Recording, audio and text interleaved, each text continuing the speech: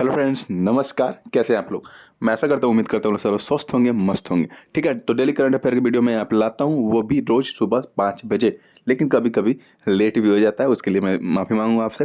तो यहाँ पे देर न करते हुए शुरू करेंगे आज की क्लास। देखते हैं आज आप क्या नया सीखने को मिलता है। उससे पहले आपसे एक प्रश्न पूछूंगा, और ये है प्रश्न आपका कि अभी हाल ही में किस राज्य में भारत का 54th नंबर का, यानी कि 54वें नंबर का टाइगर रिजर्व बना दिया गया है। ओके, अभी इसको अप्रूवल दे दिया गया। इससे पहले अभी ये पेंडिंग में था, तो अभी इसको अप्रूवल दे दिया गया। तो आपको बताना है कि कौन से राज्य में बना है। ठीक है, तो चलिए आज के क्लास शुरू करते हैं। उससे पहले मैं आपका स्वागत करता हूँ सीएस के सीएम क्लासेज में।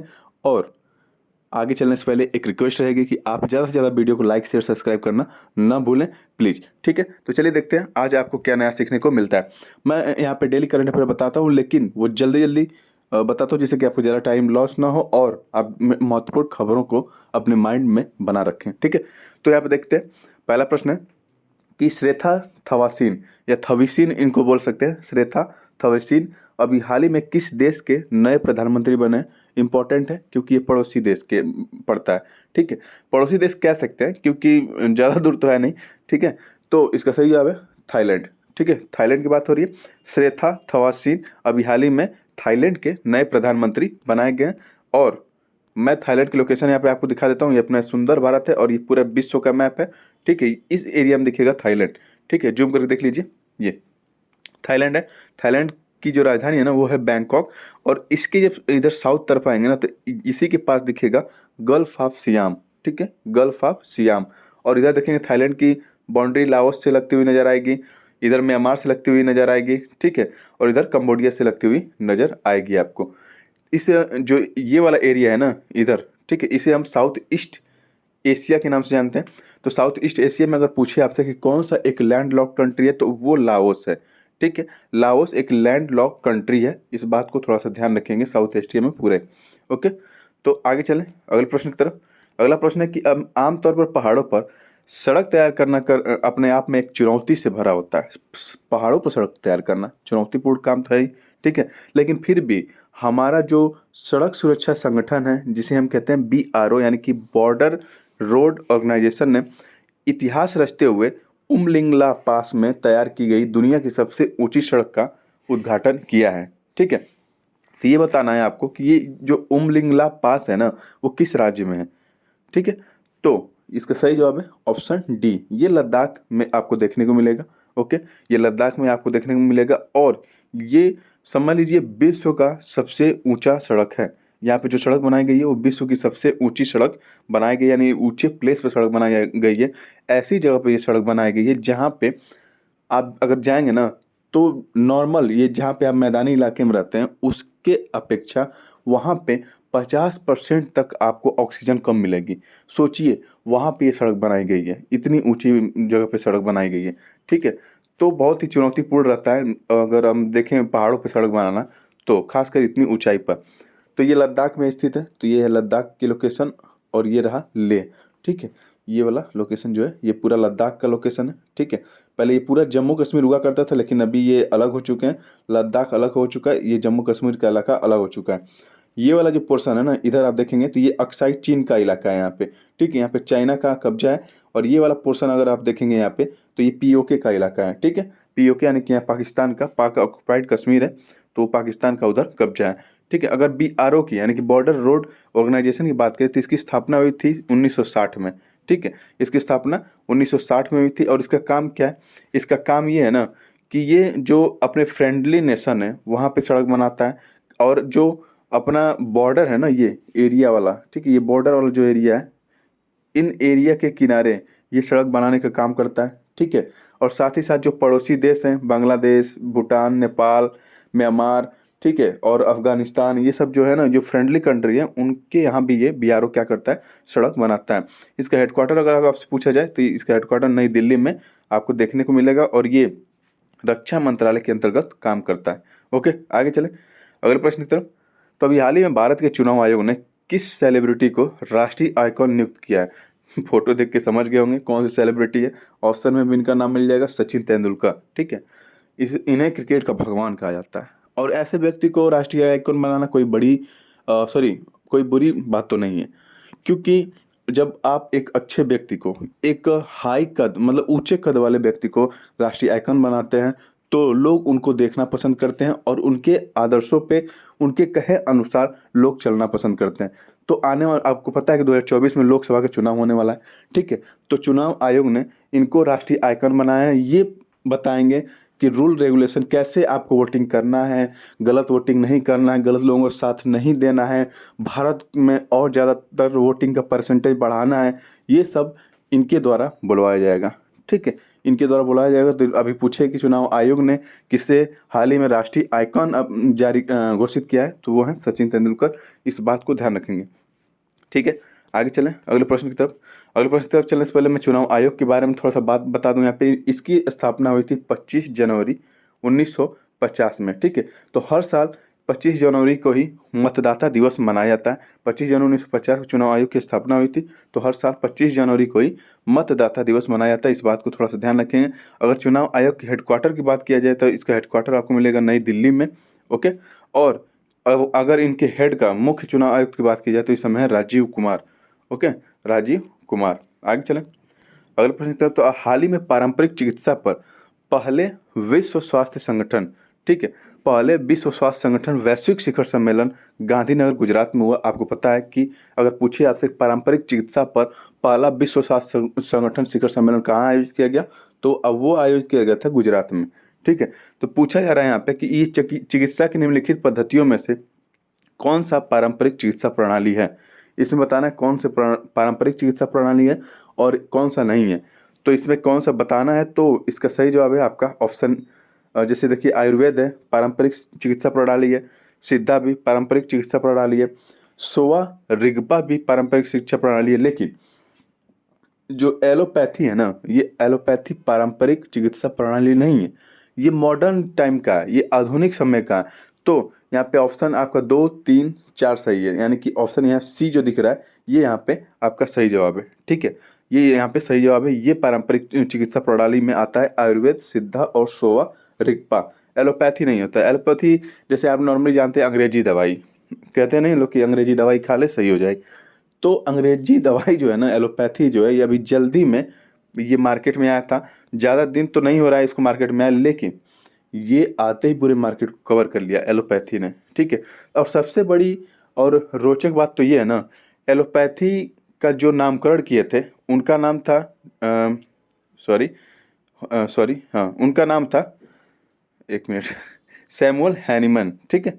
जो सैमुअल हनीमैन जिसे कह सकते हैं, हनीमैन कहते हैं, उन्होंने एलोपैथी का नामकरण किया था। और इनको कहा जाता है कि ये होम्योपैथिक के जनक थे, ठीक है। ये होम्योपैथिक के जनक थे। और होम्योपैथी जो है ना वो पारंपरिक चिकित्सा प्रणाली में आता है, और एलोपैथी जो है नवीन चिकित्सा प्रणाली में आता है, ठीक है, नए चिकित्सा प्रणाली में आता है, ठीक है। अगर ऑप्शन में जो सोवा रिगपा दिया गया था उसकी बात करें तो ये तिब्बत सहित हिमालयी क्षेत्रों में प्रचलित एक प्राचीन उपचार पद्धति है, इसको याद रखेंगे। और आयुष का फुल फॉर्म की बात करें तो आयुर्वेदा, योगा, नेचुरोपैथी, यूनानी, सिद्धा, होम्योपैथी, ये सब जो है ना ये प्राकृतिक चिकित्सा प्रणाली है। और आप इस बात को ध्यान रखेंगे, ये सिविल सर्विस एग्जाम में पूछा जा सकता है कि कौन सा प्राकृतिक चिकित्सा प्रणाली है या पारंपरिक चिकित्सा प्रणाली है और कौन सा नवीन चिकित्सा प्रणाली है। इन बातों को आप थोड़ा सा ध्यान रखेंगे, ठीक है। आगे चलें अगले प्रश्न की तरफ। तो अगला प्रश्न है आपका, अगले प्रश्न पर जाने से पहले मैं WHO के बारे में बता देता हूँ। यहाँ पे WHO का जो स्थापना हुआ था वो 7 अप्रैल 1948 में हुआ था। और ये UN की एक एजेंसी है। और इसका जो हेडक्वार्टर वो जेनेवा स्विट्जरलैंड में आपको देखने को मिलेगा। और इसके जो हेड हैं वो है टेड्रोस एधनोम जी, ठीक है। आगे चलें अगला प्रश्न है कि अभी हाल ही में धौलपुर करौली भारत का 54वां टाइगर रिजर्व बनाया, ठीक है। धौलपुर करौली, अभी मैं फ्रंट स्क्रीन पे भी पूछा था कि 54वां जो राष्ट्रीय टाइगर रिजर्व है वो भारत के किस राज्य में बनाया गया, तो ये राजस्थान में बनाया गया, ठीक है। और यही प्रश्न ये पूछा जा रहा है कि अभी हाल ही में धौलपुर करौली यानी कि राजस्थान के 2 जिले हैं यहाँ पे देखने को आपको मिल जाएगा। राजस्थान के 2 जिले हैं जिनका नाम है धौलपुर और करौली। वहाँ पे जो भी टाइगर रिजर्व का एरिया है ना उसे घोषित कर दिया है 54वां टाइगर रिजर्व। इस बात को थोड़ा सा ध्यान रखेंगे। भारत का 54 नंबर का टाइगर रिजर्व राजस्थान के धौलपुर करौली में बनाया जा रहा है, इस बात को ध्यान रखेंगे। और अगर मैं एक और डाटा की बात करूं तो भारत में पूरे विश्व के 75% टाइगर पाए जाते हैं। अगर पूरे विश्व में 100% टोटल टाइगर हैं तो इसमें 100% में सिर्फ 75% अकेले सिर्फ इंडिया में पाए जाते हैं। इस बात को ध्यान रखेंगे, ठीक है। ये आंकड़ा बहुत ही इंपॉर्टेंट है, अभी हाल ही में जारी किया गया था, तो एग्जाम में, आने वाले एग्जाम में पूछा जा सकता है। ओके, तो आगे चलें अगले प्रश्न की तरफ। तो यहाँ पे अगला प्रश्न है आपका कि हाल ही में केंद्रीय पूर्वोत्तर क्षेत्र विकास मंत्रालय ने, इसमें तो आपको प्रश्न में ही पता चल जाएगा उत्तर, ठीक है। हाल ही में केंद्रीय पूर्वोत्तर क्षेत्र विकास मंत्रालय ने पूर्वोत्तर क्षेत्र, ठीक है, नॉर्थ ईस्ट रीजन की बात की जा रही है, पूर्वोत्तर क्षेत्र हेतु प्रधानमंत्री विकास पहल, जिसे हम कहते हैं prime minister development initiative for north eastern region, ठीक है, जिसे हम पीएम डिवाइन योजना कहते हैं। सिंपल आपसे पूछेगा कि पीएम डिवाइन योजना किस क्षेत्र के लिए लागू किया गया था, ठीक है। सेंटर द्वारा यानी केंद्र द्वारा पीएम डिवाइन योजना किस क्षेत्र के लिए लागू किया गया था? क्या पूर्वोत्तर भारत के लिए लागू किया गया था, या पश्चिम भारत के लिए लागू किया गया था, या उत्तर भारत के लिए, दक्षिण भारत के लिए? तो इसका सही जवाब है पूर्वोत्तर भारत के लिए ये स्कीम लाई गई थी, पीएम डिवाइन योजना, ठीक है। और पीएम डिवाइन का फुल फॉर्म पूछ ले तो prime minister development initiative for north eastern region, ठीक है। तो ये जो नॉर्थ ईस्ट वाला रीजन है ना, यहाँ पे जो भी इंफ्रास्ट्रक्चर कार्य है, जैसे नॉर्थ ईस्ट में आपको पता है कि 8 राज्य पड़ते हैं, ठीक है। सेवन सिस्टर अलग चीज़ है। सेवन सिस्टर में आपको यहाँ पे सिक्किम को अगर छोड़ दिया जाए तो ये पूरा 7 राज्य पड़ते हैं, लेकिन सेवन सिस्टर में एक राज्य और सिक्किम को मिला लिया जाए तो नॉर्थ ईस्ट में टोटल 8 राज्य हो जाते हैं, ठीक है। तो ये जो नॉर्थ ईस्ट वाला रीजन है ना, ये इनको डेवलप करने के लिए पीएम डिवाइन योजना लाया गया। पीएम डिवाइन योजना के तहत क्या किया जाएगा? पूरा इंफ्रास्ट्रक्चर यानी कि बुनियादी जो ढांचा है वो बदला जाएगा पूर्वोत्तर भारत का, ठीक है। पूरा बुनियादी ढांचे से शुरुआत की जाएगी और एक उच्च स्तर तक एक अच्छे राज्य की तरह, एक विकसित राज्य की तरह इसको डेवलप किया जाएगा पीएम डिवाइन योजना के तहत। तो इस बात को ध्यान रखेंगे। पीएम डिवाइन योजना अगर आपसे पूछे किस क्षेत्र के लिए लाया गया था तो इसका सही जवाब है पूर्वोत्तर भारत के लिए, ठीक है। आगे चलें, एक मिनट, सॉरी, नॉर्थ ईस्ट, पूर्वोत्तर सही है, नॉर्थ ईस्ट, ठीक है, सही है। तो आगे चलें, हंगुल किस राज्य का राजकीय पशु है जिनकी संख्या में अभी हाल ही में बढ़ोतरी देखी गई? तो इसका सही जवाब है जम्मू कश्मीर। अगर पूछे आपको हंगुल किस राज्य का राजकीय पशु है तो इसका सही जवाब है जम्मू कश्मीर का ये राजकीय पशु है। और इसके संख्या में ना अभी हाल ही में बढ़ोतरी देखी गई है। और जम्मू कश्मीर में एक है दाचिगम नेशनल पार्क करके, ठीक है, दाचिगम, ठीक है, दाचिगम नेशनल पार्क करके जम्मू कश्मीर में, और वहीं पे इसका मुख्य निवास स्थान माना जाता है हंगुल का, ठीक है। हंगुल एक हिरन है, इस बात को ध्यान रखेंगे, हिरन के प्रजाति का ये पशु है, तो इस बात को ध्यान रखेंगे, ठीक है। आगे चलें तो अगले प्रश्न की तरफ। अगला प्रश्न है कि अभी हाल ही में एनजीटी के अध्यक्ष के रूप में किसे नियुक्त किया गया? एनजीटी की बात करें तो एनजीटी का फुल फॉर्म होता है नेशनल, ठीक है, नेशनल ग्रीन ट्रिब्यूनल होता है एनजीटी का फुल फॉर्म। और इसके अभी हाल ही में अध्यक्ष नियुक्त किया गया है न्यायमूर्ति प्रकाश श्रीवास्तव अभी इसके हाल ही में अध्यक्ष नियुक्त किए गए हैं। और हम एनजीटी की बात करें तो ये एक सांविधिक बॉडी है, सांविधिक बॉडी है। उसके बाद अगर इसके बारे में बात करें तो ये इन्वायरमेंटल जो इशू है ना उनको लेके ये अपने एडवाइजरी जारी करती है, ठीक है। उन पर्यावरण को संरक्षण रखने के लिए अपने एक एडवाइजरी ये जारी करती है। इसकी स्थापना की बात करें तो ये सन 2010 में जब नेशनल ग्रीन ट्रिब्यूनल एक्ट आया था सन 2010 में तो उसके तहत एनजीटी की स्थापना की गई थी। और इस तरह की कोई संस्था बनाने वाला भारत क्या था? विश्व का तीसरा कंट्री था कि पर्यावरण को संरक्षित करने के लिए कोई विशेष एक संस्था बनाया गया हो। तो इस तरह की संस्था बनाने वाला भारत विश्व का तीसरा ऐसा देश था। पहले तो ऑस्ट्रेलिया था, दूसरा न्यूजीलैंड था, भारत तीसरा ऐसा देश बन गया, ठीक है। तो भारत हर एक मामले में अचीवमेंट हासिल करता हुआ जा रहा है। आपको पता है कि चंद्रयान 3 को भी भारत ने चंद्रमा के साउथ पोल पे सॉफ्ट लैंडिंग करा के विश्व का चौथा देश ऐसा करने वाला बन गया। लेकिन साउथ पोल पे जाने वाला विश्व का ये पहला देश है और चंद्रमा पे सॉफ्ट लैंडिंग कराने वाला विश्व का ये चौथा देश है। इस बात को ध्यान रखेंगे, ठीक है। आगे चलें अगले प्रश्न की तरफ। तो राष्ट्रमंडल संसदीय संघ भारत क्षेत्र के 9वें सम्मेलन के आयोजन का उद्घाटन 21 से 22 अगस्त 2023 को उदयपुर में किया गया। और उदयपुर में कौन किया था इसका उद्घाटन? ओम बिरला जी जो हमारे लोकसभा के अध्यक्ष है उन्होंने किया था। तो ये पूछा जा रहा है कि राष्ट्रमंडल जो संसदीय संघ है उसकी स्थापना कब की गई थी, ठीक है। तो उसकी स्थापना की गई थी 1911 में, इस बात को ध्यान रखेंगे, इंपॉर्टेंट क्वेश्चन है। 1911 में राष्ट्रमंडल संसदीय संघ की स्थापना की गई थी। आप कहेंगे कि सर जी ये क्या क्या पढ़ाते रहते हैं। पहले मैं आपको कहूँगा, पहले आप मेरे चैनल को सब्सक्राइब करिए, ठीक है। तो मैं यही पढ़ाता रहता हूँ ना कि ये जो प्रश्न है ये सब पूछे जाते हैं। आपको बोरियत महसूस होगी इन सब प्रश्नों में कि राष्ट्रमंडल संसदीय संघ ये क्या है। तो ये सब प्रश्न सीधे पूछ लिए जाएंगे एग्जाम में, फिर आप कहेंगे कि अरे यार ये कहाँ से करंट अफेयर पूछ लेता है, ठीक है। तो प्लीज ध्यान से देखिए इसको। तो राष्ट्रमंडल संसदीय संघ की स्थापना कब की गई थी? तो 1911 में की गई थी। इस बात को थोड़ा सा ध्यान रखेंगे। आगे चलें। तो तपस BH-201 क्या है? अगर आपसे सीधे पूछे तपस BH-201 क्या है तो आप सीधे बताएंगे कि ये एक UAV है। यूएवी यानी कि अनमैन्ड एरियल व्हीकल, यानी कि मानव रहित ये वाहन है, मानव रहित ये विमान है, ठीक है, ऐसा इसको कह सकते हैं। जब मानव रहित यानी कि कोई मानव उसमें नहीं बैठ रहा, यानी कि एक तरह का ड्रोन है, कह सकते हैं एक तरह का ये ड्रोन है तपस BH-201। ओके। अब कहेंगे ये क्यों बता रहे हैं आप सर जी? तो मैं ये इसलिए बता रहा हूँ क्योंकि ये एक मेड इन इंडिया है। तपस BH-201 मेड इन इंडिया है, ठीक है।